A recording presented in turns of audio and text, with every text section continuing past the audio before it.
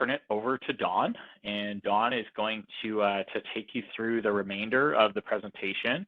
I will just let everyone know that recording has been turned on, and so this is the part where we will be recording and posting this presentation to the project website upon conclusion. Dawn, take it away.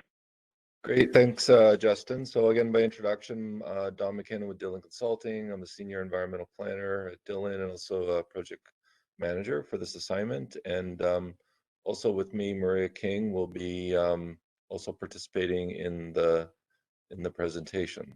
So next slide, please. So bit of a project introduction. The objective of our study is to improve Rymal Road to be a more safe, efficient, and well-connected multimodal transportation corridor to extend from Upper James Street to Dartnell Road that balances the needs of pedestrians, cyclists, transit users, goods movement, and drivers in a way that is economical and minimizes impact to the existing and future natural, social, cultural, and built environments. So next slide. So our study is being done under the class environmental assessment process. So this is under provincial legislation.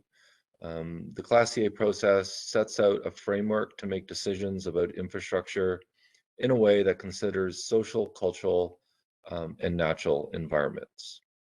For this project, we'll be preparing a Schedule C municipal class environmental assessment. And this is the highest form or most robust form of municipal class EA under the Ontario Environmental Assessment Act. And today we're presenting work that we've completed for phases 1 and 2. So you'll see on the right side of the slide, we're showing 5 different phases associated with the Schedule C process. We're at the sort of the end of phase 2. So today we're presenting the preliminary results of phases 1 and 2. So next slide. So a brief introduction. This slide is showing it's an aerial image of the study area, the red line being the extent of the corridor of Rymal Road that we're studying. So from Upper James Street in the west to Dartnell Road in the east. Our study area also includes about 100 meters on either side of those 2 outer intersections, and that's to allow integration with the remaining or adjacent sections of Rymal Road. Next slide. So this is a map showing existing land use, again, to give you a bit of flavor about land use adjacent to the corridor. Yellow is residential land, and it's the sort of the predominant land use in the vicinity of the corridor.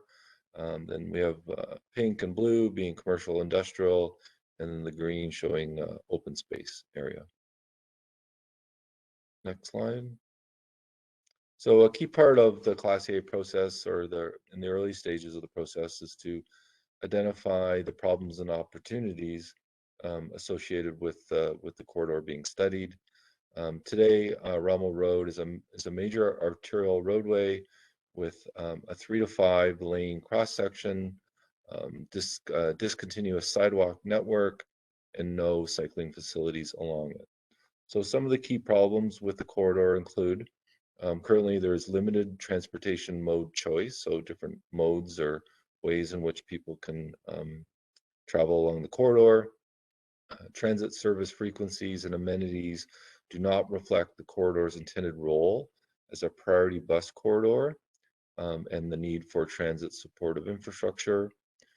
We have poor travel reliability. There are delays at times in moving through the corridor. Some sections of the corridor have a poor pavement condition. And then finally, this section of Rymal is not consistent with the adjoining sections, so the adjoining roadways and their cross sections.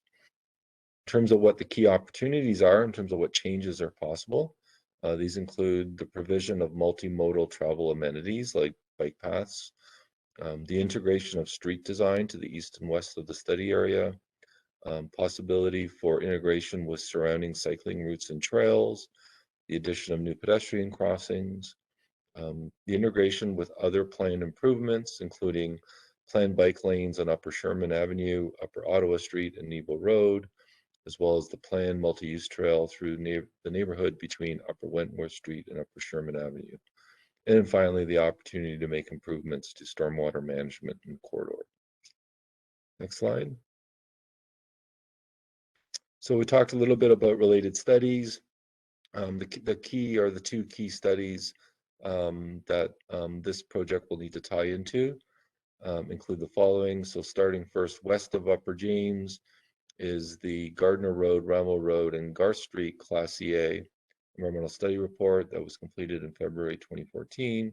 And then east of Dartnall are the improvements to Rymal Road from Dartnall Road to New Trinity Church corridor. Class EA completed in November 2011. So those two studies have defined the improvements to the adjoining sections of Rymal Road. Next slide. So the next part two is going to be presented by Maria, and she's going to talk about the parallel study that we undertook to examine transit needs along the larger stretch of Rymal Road. Excellent. Thanks, Don. I trust you can hear me. Excellent. Okay, so as Don indicated, as Rymal Road, actually, our study segment is part of the future S-line. That's a component of Hamilton's blast network. So you can see that on the right-hand side of your screen. It is the S-line rapid transit corridor. What's rapid transit? You know, in the city of Hamilton, we've heard a lot about light rail. So there's light rail options, there's bus rapid transit options, and there's other options, including the transit priority corridor. The blast network also includes improvements to amenities along the line, so better connectivity in terms of first and last mile, which is cycling connection, pedestrian connections, and station improvements. So that's in terms of where Rymal fits in the bigger blast network, or our section of Rymal fits in the bigger blast network. Metrolinx also recently completed their regional transportation plan, and as part of that identified that the S-line corridor in Hamilton needs to be part of that bigger regional transportation network, and it identified that as a transit priority corridor. So what's a transit priority corridor? That is a corridor where we make changes to mid-block segments, intersections, traffic signal timing to make sure that our transit services are running through the corridor in the most efficient way possible. So they're not stuck in traffic if congestion becomes an issue on that corridor. Understanding where the current Rymal Road fits in terms of what these future conditions are going to look like by the end of our planning horizon is obviously critically important. As we move from this stage 2, into stage 3, where we're going to be looking at alternative designs. And so we undertook a parallel transit ridership study that helped us identify, what are our needs now. So that this study looks at what happens along the corridor to 2041, and we went even further to say what happens by 2051, aligning with the Grids 2 study that the city just undertook. So Kate, if you can switch slides for me. All right, so that I had identified previously, or I guess talked to it, that we were looking at a ridership study that took into consideration a number of different aspects.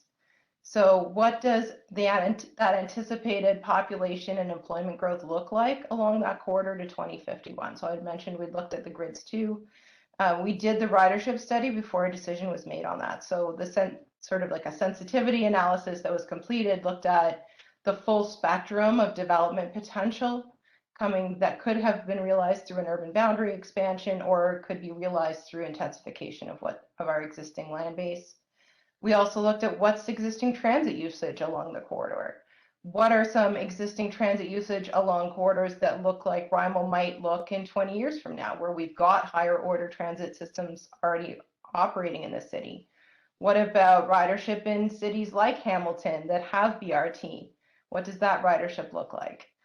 We looked at future transit ridership targets. So HSR sets targets, the TMP set targets for modal split, which just means what proportion of the total transportation needs are being handled through vehicles, on bikes, by pedestrians, on transit. So looking at that and applying an aggressive uptake of transit to try and sort out what kind of facilities we may need in this corridor as we move forward.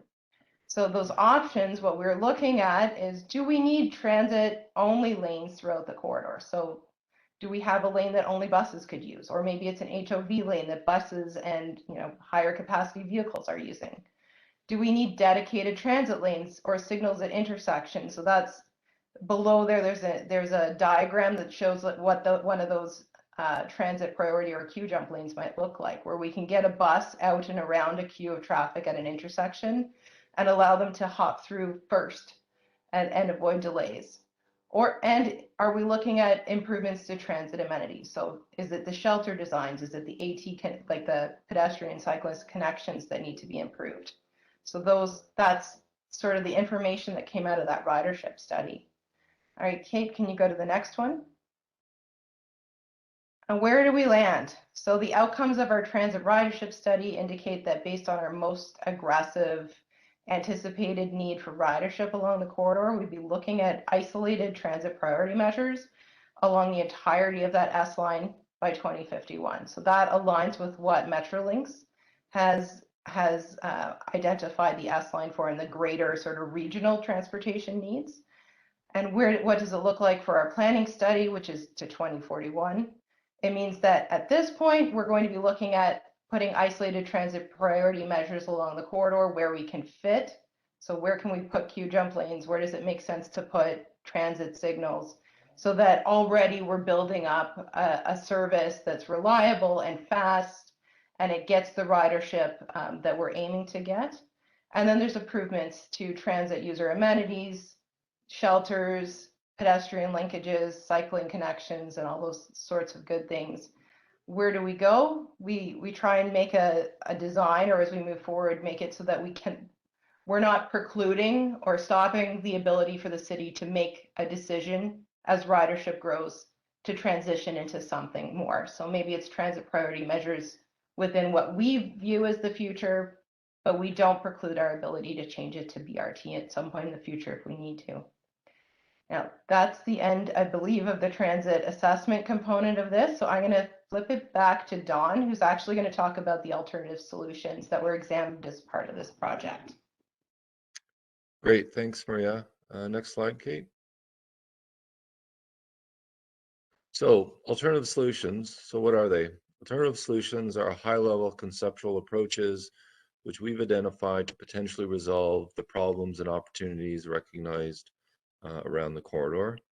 In terms of the work that we do, part of phase 2 includes identification of the alternative solutions, the collection, documentation of baseline conditions, which we need to understand what's going on in the corridor to evaluate the alternative solutions. Then we'll undertake an assessment and evaluation of those solutions, and then make a recommendation for a preferred solution. So again, you'll see we're at the end of phase 2, alternative solutions, and showing where we are with this PIC in the larger schedule of the project. Next slide. So I'm going to run through each of the alternative solutions that we've developed. And again, these given context to baseline conditions, the problem opportunities in the corridor that have been identified, as well the results of the transit study that Maria just spoke to.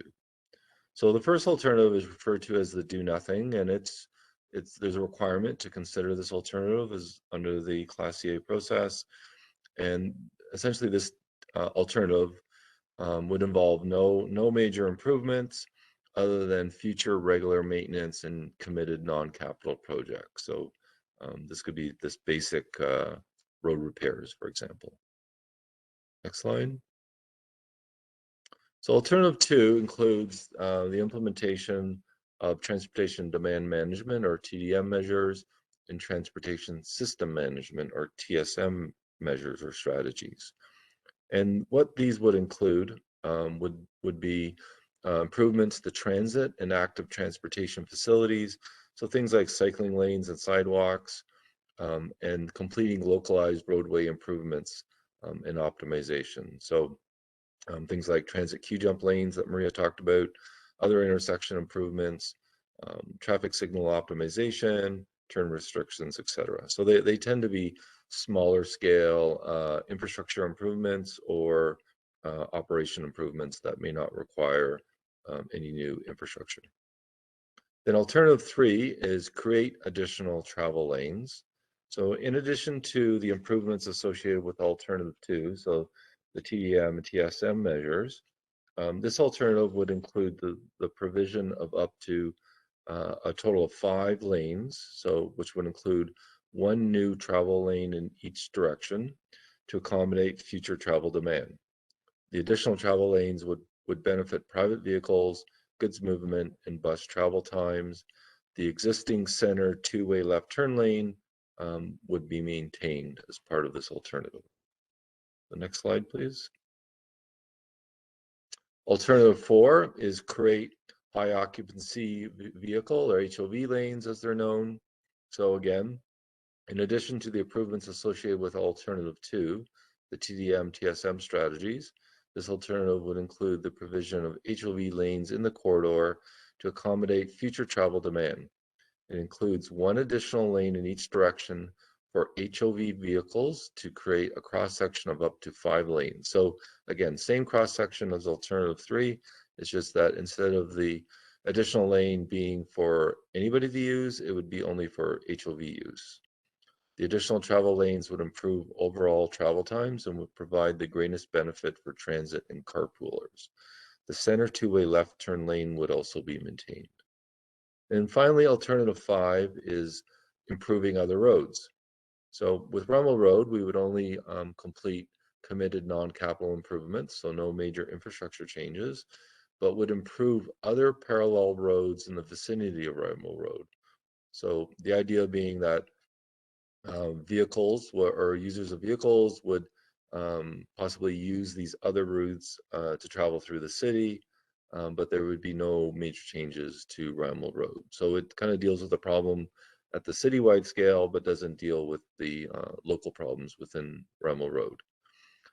So important to note as well that depending on the road corridor, this might require the widening of rights of way for these other corridors. So it's very much corridor dependent in terms of what the impact and the benefits would be. Next slide, please, Kate. So part 4 of the presentation is going to talk about the evaluation of the alternative solutions that I just spoke to.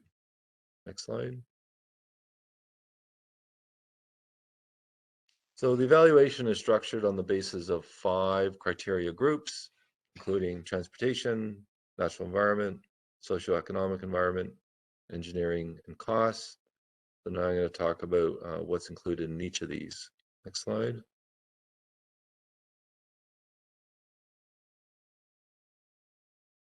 So under transportation, the criteria include capacity deficiencies, so roadway capacity deficiencies, access to adjacent properties, operational deficiencies, the ability to accommodate growth in public transit usage, the ability to accommodate safe and convenient active transportation modes, the extent to which the alternative supports safety for all users, as well as the consideration of goods movement traffic flow.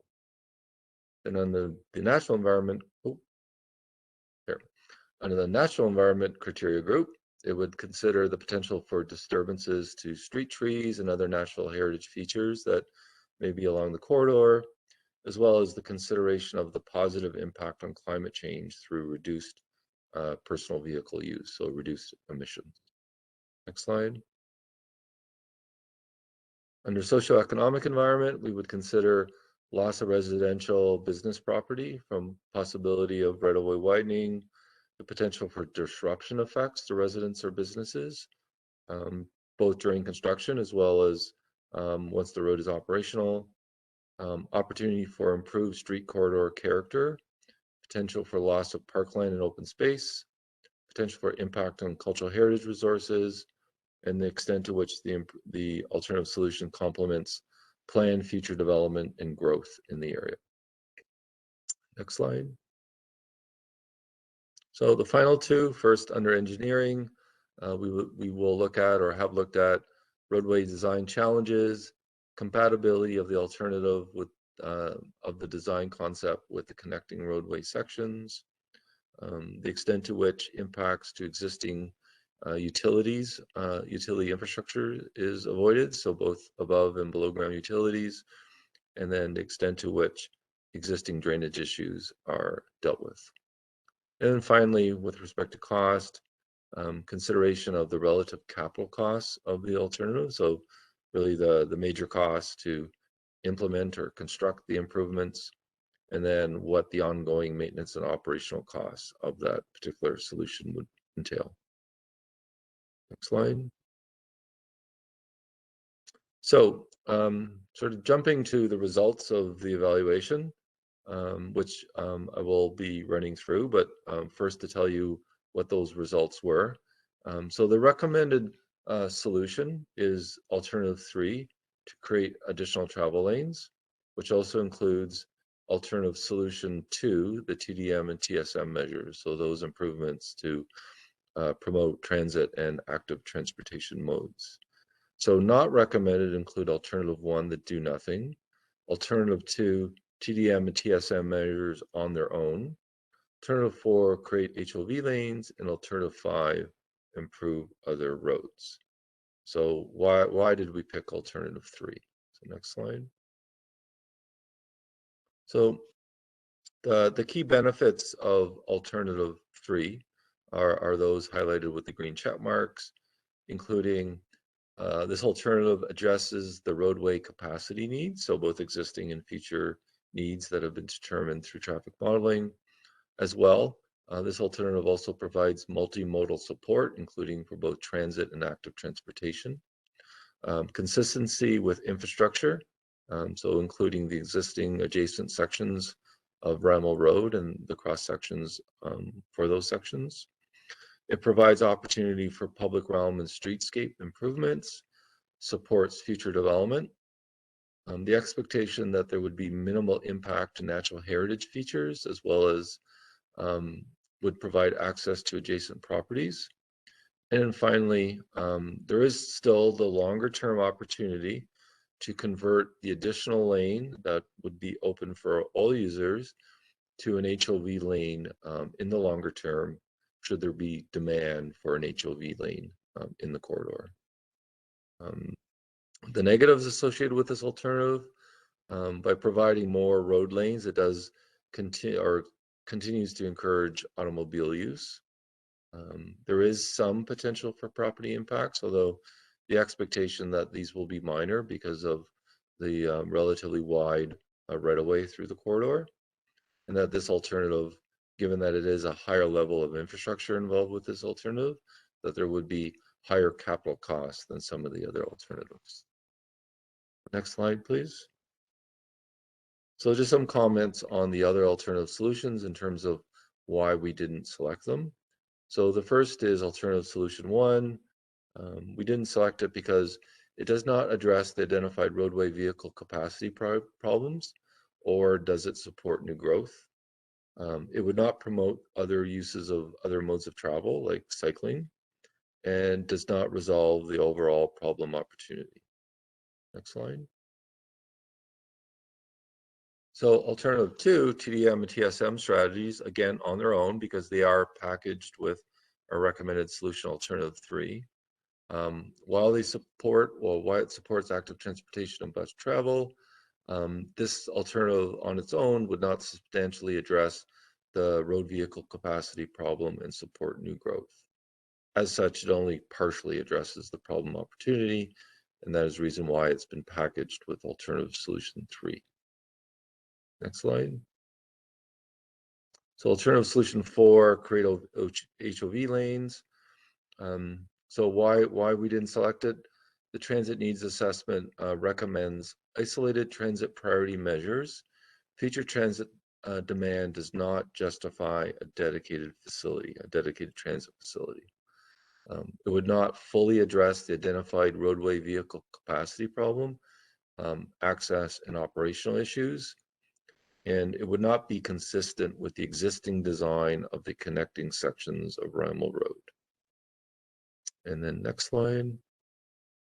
And the final solution, alternative 5, we did not recommend improvements to other roads because improvements to other corridors are expected to resolve the capacity deficiencies at a network level, but would not resolve the operational, access, or transportation mode choice within the Rymal Road corridor. As well, for trips with origin and destinations in the corridor, this alternative would not likely result in improved travel times, and we could expect to see decrease in travel times with future growth in the corridor. And then finally, impacts to social and natural environments could be greater than those associated with Rymal Road. And again, depending on the width of these other corridors, what the adjacent land uses are, and so those there is potential for impact in these other corridors should these other roads be improved. Slide. So that basically concludes our summary of the results to date on phases 1 and 2. The next part of the presentation, we'd just like to talk a little bit about the next step of the Class EA process, and basically it's the work that will be undertaken to advance alternative solution 3. The next slide, please. So some of the key steps that will be undertaken. First, there'll be a survey available for the public to complete over the next 2 weeks following this Public Information Center. And the purpose of the survey is for us to hear back from the public on the alternatives evaluation results that have been completed, which I just presented. This input will be received and reviewed to finalize the evaluation and confirm the preferred solution. Then the next step, sort of longer term, will be for us to develop design alternatives for the preferred solution 3. And then these design alternatives will then be presented for public review at Public Information Center 2, which at this point is kind of expected in fall of this year. So from now until the fall, our intention is to first finalize the selection of the preferred solution, which is anticipated to be alternative solution 3. And then our team will be developing alternative designs. So basically, alternative ways on how to implement this preferred solution. So that's the phase 3 as shown on the right side of the diagram. The next slide. So a little bit about the alternative design. So this is the step that we get more into the details, more into the weeds in terms of the possible improvements. So what are the different design elements that we will examine in phase 3?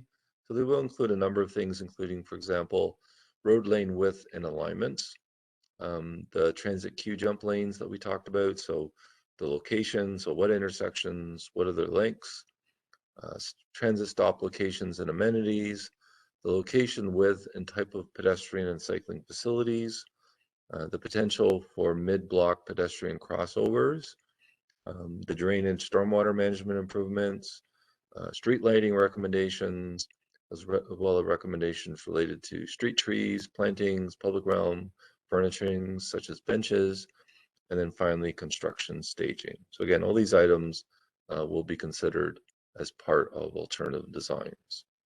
We'll also look at operational changes or improvements. So these are non-infrastructure changes, or call them light infrastructure changes, including turning movement restrictions, driveway access, so access into commercial areas, for example, signal time, so traffic signal timings to improve the movement or flow of traffic through the intersections, consideration of HSR bus operations, maintenance and winter operations, and finally recommendations regarding monitoring and enforcement.